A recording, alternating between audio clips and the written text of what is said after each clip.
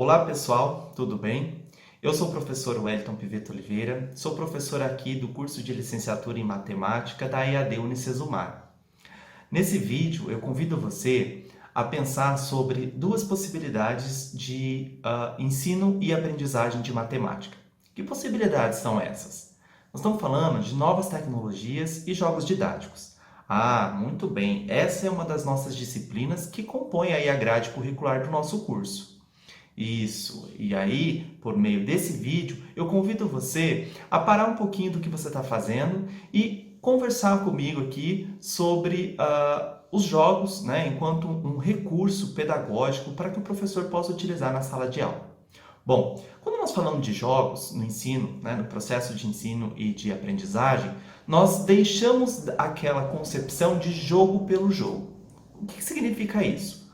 Bom, quando nós falamos de jogo pelo jogo, nós não temos uma intencionalidade pedagógica. E nesse caso, como nós estamos falando de um processo de ensino e aprendizagem da matemática, nós queremos, a nossa intencionalidade ao levar um jogo para a sala de aula é que o aluno aprenda sobre matemática, aprenda matemática, certo? Então, nesse sentido, é que esse livro aqui, ó, que é quase que um clássico aí, né, dentro dos cursos de licenciatura em matemática, ele vem propondo a seguinte discussão, que nós, enquanto professores de matemática, nós temos a possibilidade de construir um espaço, um ambiente onde os alunos possam produzir conhecimento, os professores possam planejar as suas aulas, os professores têm a oportunidade de arquivar seus materiais. É um lugar reservado para as aulas de matemática. É um lugar onde os professores eles têm a oportunidade de planejar as suas atividades, né, as avaliações, preparar um material. Então, nós estamos falando, e esse livro, né, que vem falar isso para nós, de um laboratório de ensino de matemática, o famoso LEM. Certamente você já deve ter ouvido a falar sobre LEM. E por que o LEM ele é importante no processo de formação?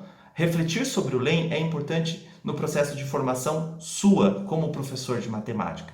Porque você, na sua futura profissão, né, como professor de matemática, tem a oportunidade de produzir esses materiais, tem a oportunidade de constituir esse espaço na sua escola. Então, você pode tanto ter um espaço, né, um lugar reservado para essas atividades, como também você pode ter um armário onde você pode guardar os seus materiais, né, e disponibilizar esses materiais para os seus alunos, para que a gente possa conduzir aí esse processo de ensinar e aprender matemática. Bom, mas por que a gente fala isso? Porque vários teóricos, né, vários educadores, eles têm defendido essa ideia de que nós precisamos partir do concreto, né, de algo concreto, para o abstrato, para que os conhecimentos, os saberes, eles possam fazer sentido para aqueles que estão aprendendo.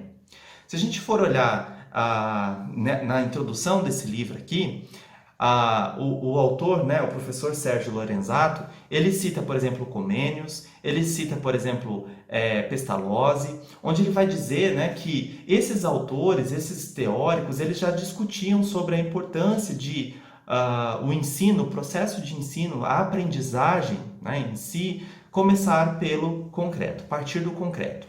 E aí a gente tem inúmeros outros teóricos, depois Montessori, Piaget, Vygotsky, né, que vem discutindo sobre as questões das relações sociais que podem se constituir nesses espaços, nesses ambientes, na relação com o outro, que um jogo ou a manipulação de um material possibilita.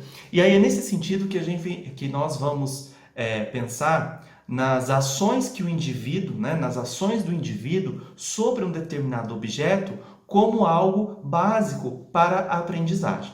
E aí, eu trago para vocês aqui uma ideia, né, que a gente poderia chamar, que a gente poderia explorar conceitos, né, conteúdos de geometria. Por exemplo, esse aqui é um jogo de tabuleiro, né? É um jogo simples, a gente tem aqui uma sequência numérica, certo? Até o número 50, nós temos aqui a largada e a chegada. O que os alunos precisam fazer nesse jogo, então? Eles lançam os dados, certo? Aí, esses dados vão indicar, a soma, né, desses dados, vão indicar a quantidade de casas que eles devem percorrer, ok? Bom, posso jogar com um dado só? Pode, né? E aí, os alunos eles vão colocando os seus peões, vão movimentando os seus peões nessa trajetória aqui, certo? Quando eles param, né? Quando o número que foi a face voltada do dado sorteou o número 5, por exemplo, e ele para aqui. Depois sorteia, sai o número 2, ele vai para cá, certo? Movimenta duas casas. Quando ele para nessas casinhas aqui, onde tem algumas figuras, né, alguns polígonos, ele precisa pegar uma cartinha e aí ele precisa resolver aquele problema que está na cartinha, né? Então, por exemplo, eu tenho algumas cartinhas aqui que eu improvisei, e aí ele vai tirar uma cartinha que diz assim: qual a medida do ângulo interno reto formado por um triângulo retângulo? Então, olha só, qual que é a medida do ângulo interno, né, um ângulo reto, formado em um triângulo retângulo? A gente sabe que é o ângulo de 90 graus, certo? E aí o que acontece? Se o aluno acerta, ele avança as casas, né, avança o número de casas correspondente ao dado, à face do dado que ele tirou. Se ele erra, ele volta, ele retrocede aí nessa corrida, certo?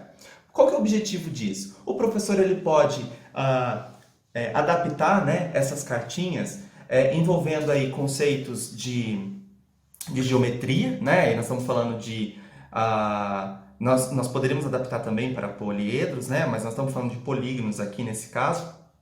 O professor poderia explorar a ideia de reta, né? A ideia de ângulo, os elementos primitivos aí, né? Ponto, reta, a posição aí das retas, né? Que correspondem aos lados dessas figuras, desses polígonos. Pode explorar a questão dos ângulos, explorar a questão do perímetro, de área, né? Pensando aí na região, na delimitação dessas regiões. Então o professor ele pode adaptar um jogo como esse de acordo com as suas necessidades, de acordo com a sua intencionalidade pedagógica no uso desse tipo de material, certo? Bom, se vocês tiverem curiosidade, se vocês buscarem, vocês vão ver que nós temos na internet uma série de jogos, de tabuleiros, uma série de possibilidades com quais os professores podem utilizar nas suas aulas. Essa aqui foi apenas um exemplo, né, que eu trouxe para que vocês possam se sentir aí convidados a explorarem e a pesquisarem, né, esse universo de materiais que nós temos para ensinar e aprender matemática e tornar, de certa forma, as nossas aulas um pouco mais divertidas, um pouco mais dinâmicas e convidativas para que os alunos participem desse processo de construção do conhecimento, atribuindo sentido e significado aos conceitos, tá bom? Vou ficando por aqui e a gente se encontra nos demais vídeos aí no decorrer da nossa formação. Até mais!